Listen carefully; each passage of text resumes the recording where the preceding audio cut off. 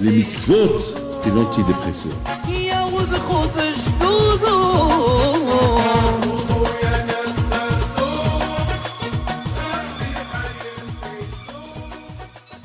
Cette semaine, on a discuté, on a parlé de la nécessité et l'obligation de Hayab Adam Leagish et Atzmo Kilo Yatsa Mitzrayim.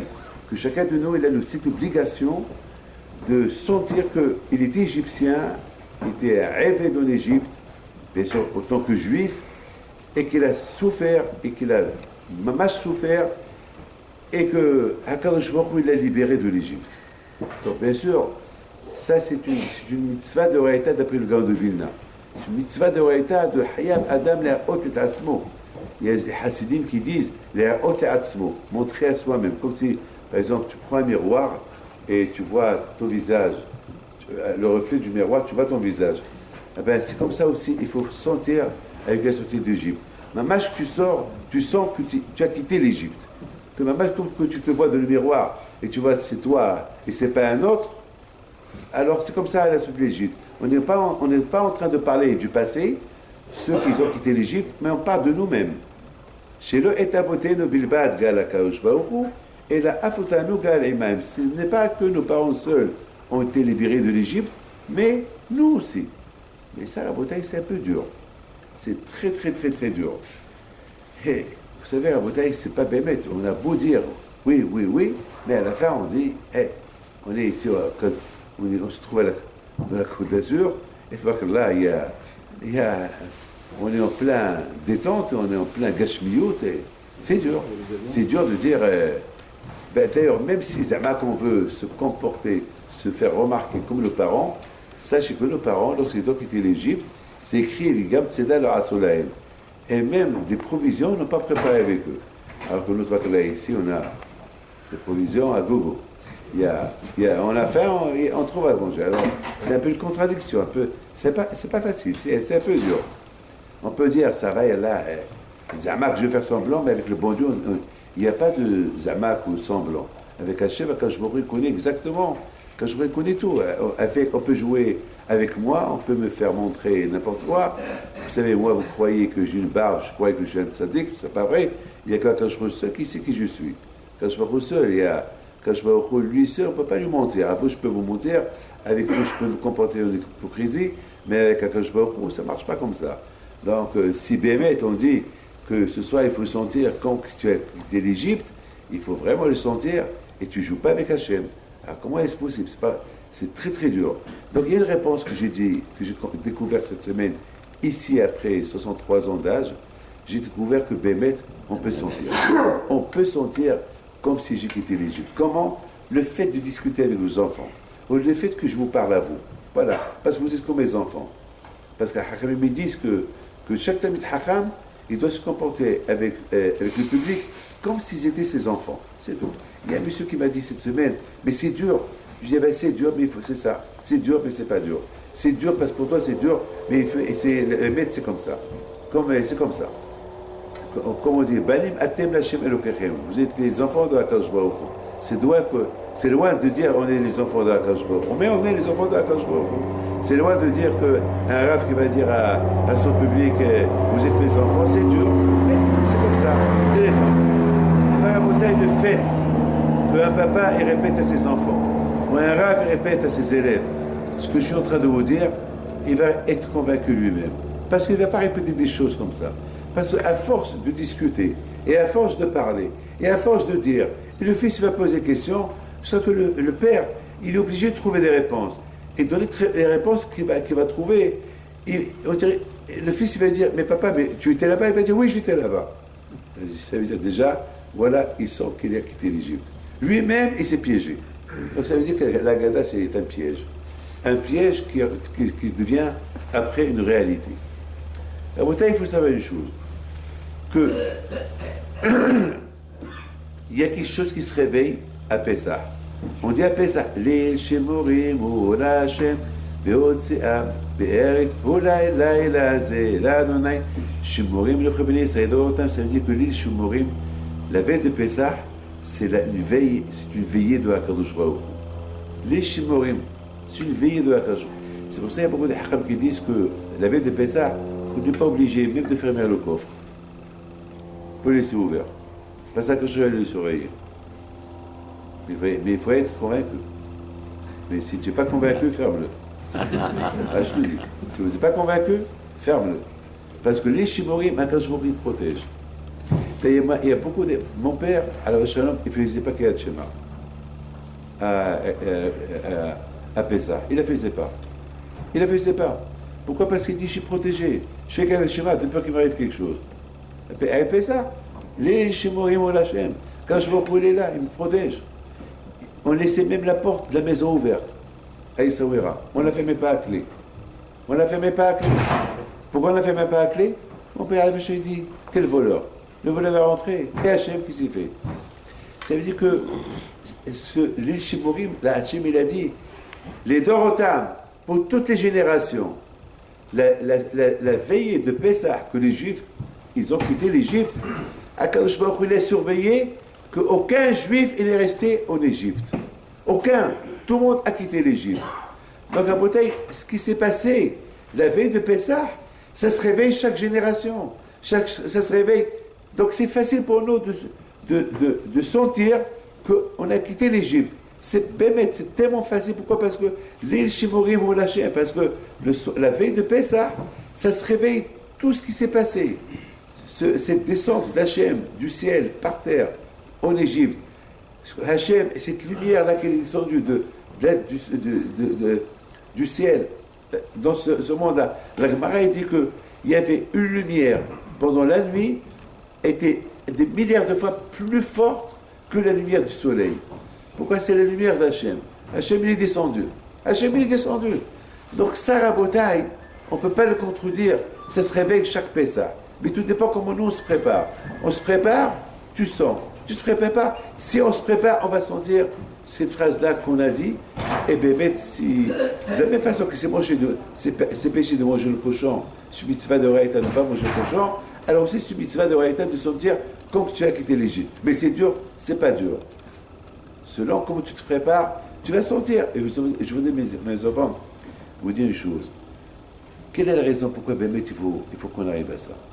Qu'est-ce Hachem, ça l'intéresse que moi, David Pinto, il faut que je me fais remarquer devant tout le monde et je prends, comme qu'il faut les Ashkenazim, ils prennent les grandes tzadikim, ils prennent des paniers, ils les mettent sur le dos et ils disent voilà, ils vont faire semblant, pas semblant, comme qui quittent l'Égypte avec les matzot sur leur dos. Quelle est la raison? Pourquoi Hachem veut qu'on fait ça? Est-ce Bémet, il y a une raison ou il n'y a pas de raison? Est-ce qu'on dit à quelqu'un qui est sorti de la prison une fois par an, sans que tu étais en prison, tu as été libéré? Est-ce que quelqu'un qui vient de se marier, on va l'obliger une fois par an, sans cette ambiance de joie que tu es en train de passer maintenant? Non, non. Et pourquoi elle est sortie de l'Égypte? Oui. Eh bien, il faut savoir une chose. Il faut savoir une chose. La raison pourquoi Bémet Hakadosh Baruch Hu il veut qu'on se sent, on sent ce soir qu'on a quitté l'Égypte à cause de Matan Torah. Parce c'est très important pour Hachem que tu saches, qu'on sache que tout le Inyan, pourquoi Hachem nous a libérés de l'Égypte, pas pour nos beaux yeux, pas parce que nous on est ce qu'on est, on n'est rien. On était même à 49 degrés de Touma, on était des Shaim, on était Ovdei Avodah Zara, on n'était pas Bémet, on n'avait aucun srout de quitter l'Égypte. Un seul srout on avait, qu'on allait recevoir la Torah, se préparer pour la Torah, c'est tout. Donc après, lorsque maintenant on réveille ce qui s'est passé à l'époque de nos parents, que nous, on est sortis de l'Égypte, etc., tout de suite, automatiquement, il y a la réponse. Pourquoi on doit penser tout ça? Pourquoi je dois avoir cette réflexion? Pourquoi je dois me comporter comme mes parents qui ont quitté l'Égypte? Tout ça pourquoi? Pour que tu te prépares pour Matan Torah. Et la preuve que dès que on a fait le premier Seder, tout de suite on attaque Sfirat HaOmer. On commence à calculer le Homer. Ça veut dire pour nous rappeler que tout le Inyan de sortir d'Égypte, c'est uniquement pour te préparer. Parce que toujours tout le monde se pose la question. Quelle est la raison pour que je calcule le Homer? C'est pas, et en plus, avec bracha. Et en plus, avec bracha. Pourquoi avec bracha? C'est-à-dire, la bracha, elle t'oblige la bracha. C'est-à-dire, on t'oblige la bracha. Est-ce qu'une femme nida, elle fait la bracha lorsque chaque jour, elle compte son jour? Elle compte 7 jours. C'est après 7 jours qu'il va au mikvé qu'il fait la bracha.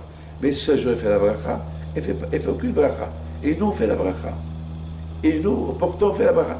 Et pourtant, peut-être, Leicester, je vais être malade pendant 2-3 jours, et après, je ne vais pas faire la bracha. Alors, ça va être bracha le batala. Non. La bracha, Rabotai, c'est pour se préparer à Matan Torah. On t'oblige avec bracha, aïwa. Il n'y a pas d'efsek, aïwa.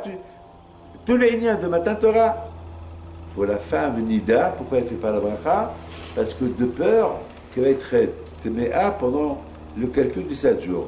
Donc ça fait bracha le batala. Mais chez nous, ça ne fait pas bracha le batala. Cette sphère qu'on est en train de faire, même si Leicester, on risque même d'oublier un jour et après ça fait le batala. Non, parce que même si j'oublie de faire la bracha, eh ben, je vais continuer à dire, je vais dire, je bracha, aujourd'hui on est tel et tel. Ça veut dire, la préparation, elle continue toujours pour Matan Torah. Et c'est la raison pourquoi, Rabotai, c'est très important de nous réveiller que pourquoi j'ai quitté l'Égypte pour recevoir la Torah. Mais moi, je ne suis pas égyptien. Hayab Adam. Alors, Hayab Adam la hot atzmo. Il faut que tu travailles sur toi pour avoir cette sensation que tu as quitté l'Égypte et la raison pourquoi tu as quitté l'Égypte pour recevoir la Torah et pour faire Matan Torah. Vous savez, je termine. Hier, mes amis, que vous avez entendu tous parler de la guerre de Waterloo. La guerre de Waterloo était une guerre entre Napoléon et les Anglais. Et Napoléon était sûr qu'il allait gagner la guerre. Il était sûr. Parce qu'à l'époque, il était un empereur. Il était sûr qu'il allait gagner. Mais tout a été contre lui. La terre, c'était comme de la boue. Donc l'artillerie qu'il a utilisée, elle ne frappait pas à l'endroit. Il ne pouvait pas fixer. Et les Anglais ont entendu, jusqu'à que les Anglais, les Français, n'avaient plus beaucoup de munitions. Et c'est là que les Anglais ont commencé à bombarder. Et ils ont perdu la guerre. Vous connaissez le reste de Napoléon, qu'il a fini en exil. Maintenant, les Anglais ont construit en Angleterre, il y a un pont qui s'appelle le pont de Waterloo. Alors il là-bas, il s'écrit là-bas une petite histoire, une anecdote, pourquoi on l'a appelé le pont de Waterloo. Mais mes amis, il faut savoir une chose. Est-ce que maintenant les Français, chaque fois les Français vont en Angleterre, ils vont visiter le pont de Waterloo. Et ils disent, ah ça, c'est là qu'on a perdu la guerre. Mais est-ce qu'il y a aujourd'hui, les Français ils peuvent nier cette guerre, cette défaite de Napoléon? Personne ne peut, parce que ça ne s'est pas fait.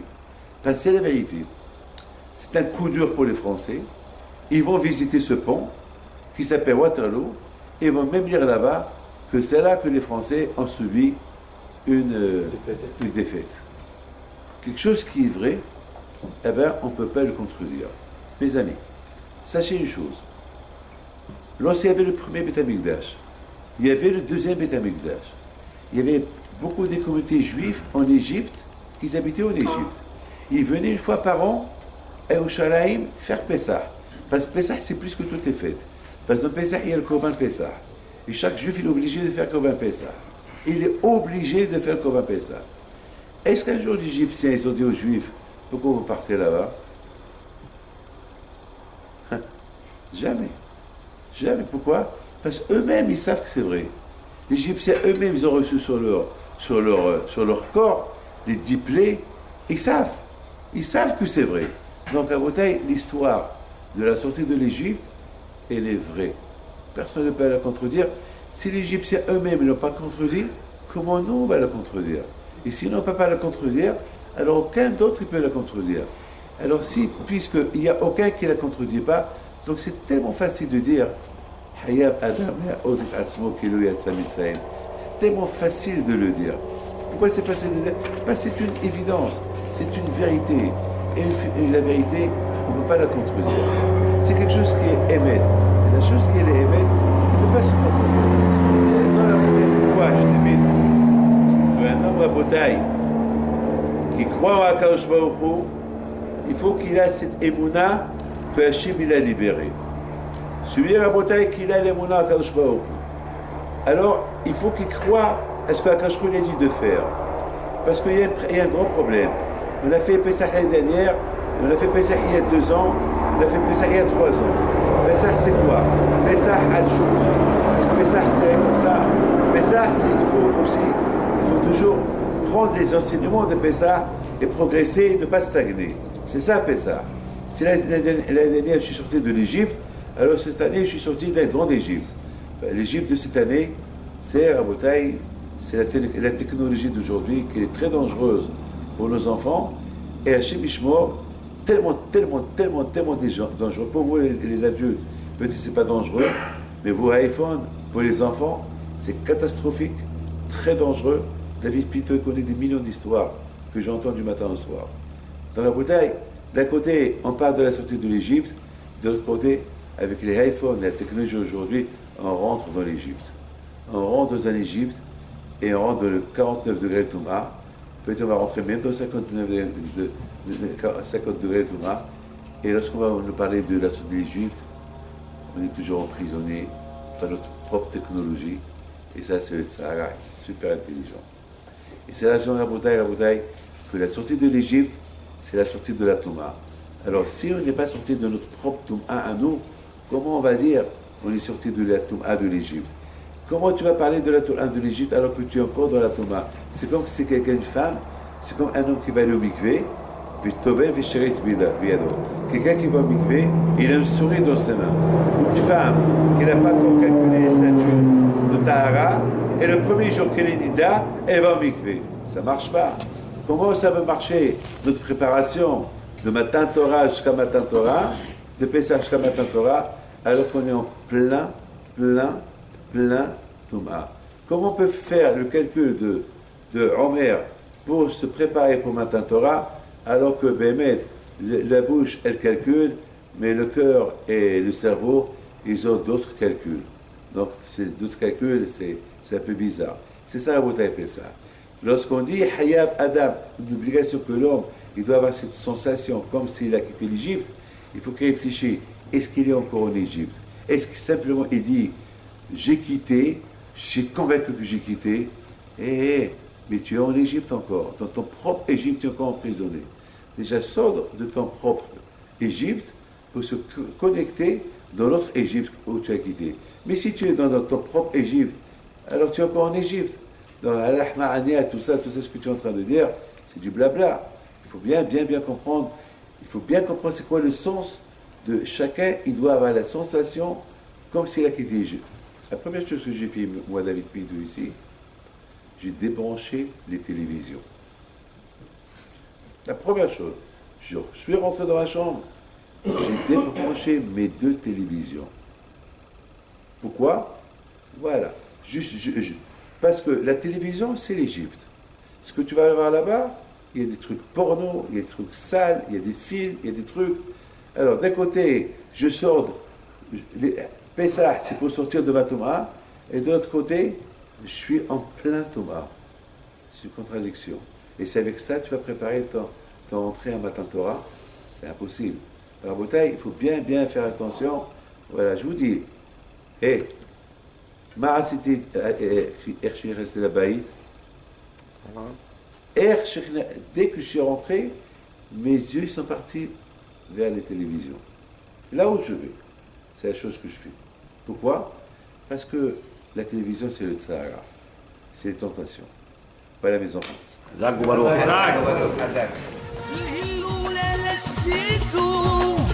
على الهرب نبيت بيته